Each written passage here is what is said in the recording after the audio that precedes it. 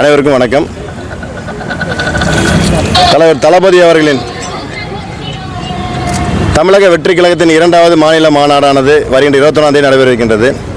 இந்த மாநாட்டிற்கு கழக தோழர்கள் மட்டுமல்லாமல் பொதுமக்கள் அனைவரையுமே நமது மாநாட்டுக்கு வரவேற்கும் விதமாக தளபதி அவர்கள் வரவேற்கும் விதமான ஒரு பதாகைகள் ஏந்திய வாகனத்தை, அதாவது விளம்பர பலகையை ஏந்தக்கூடிய அதற்கு அனுமதி பெற்ற வாகனத்தின் மூலமாக இன்று கோவை மாவட்டம் முழுவதும் விளம்பரம் செய்ய இருக்கின்றோம். அந்த வாகனத்தின் இன்று துவக்க விழா என்று நடைபெற்றது.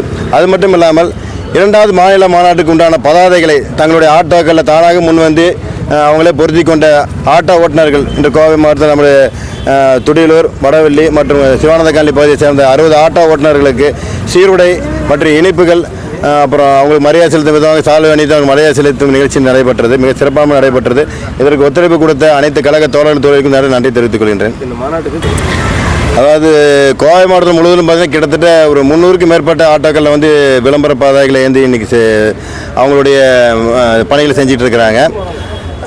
அதாவது இன்றைக்கி சார் சொன்னது போல் எத்தனை நபர்கள் மாநாட்டுக்கு போவோம்னு சொல்லி கேட்டிருக்காங்க.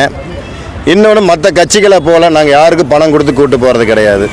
வண்டிகளை நாங்கள் பிடிச்சி கொடுத்து நீங்கள் வாங்க, இந்த வண்டி நாங்கள் இத்தனை 500 வண்டி 20 வண்டி ஏற்பாடு பண்ணி 30 வண்டி ஏற்பாடு பண்ணி 50 வண்டி ஏற்பாடு பண்ணிக்கிறேன் யாரையும் நாங்கள் கூப்பிட்டு யாரையும் நாங்கள் கட்டாயப்படுத்தி பணம் கொடுத்து கூப்பிட்டு போகிறது கிடையாது. எங்கள் விக்கிரவாண்டி மாநாட்டுக்கு கோவை மாவட்டத்துக்கு கிட்டத்தட்ட பார்த்தீங்கன்னா 40,000 பேருக்கு மேலே வந்திருந்தாங்க.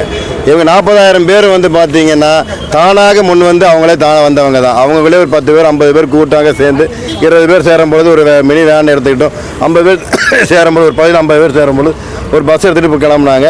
அதே போல் இப்போ வரக்கூடிய மதுரை மாநாட்டிலே விக்கிரவாண்டி மாநாட்டில் அதிகப்படியான கழக தோழர்களும் பொதுமக்களும் கலந்துக்கூடிய ஆர்வத்தில் இருக்கிறாங்க. அதனால் அதை விட மிக பிரம்மாண்டமான முறையில் மக்கள் கூடுவாங்கன்னு நாங்கள் எதிர்பார்க்குறோம். கோவை மாவட்டத்திலேருந்து அதுக்கு பங்களிப்பு மிகப்பெரிய பங்களிப்பு கோவை மாவட்டத்திலேருந்து வரும்னு எதிர்பார்க்குறோம்.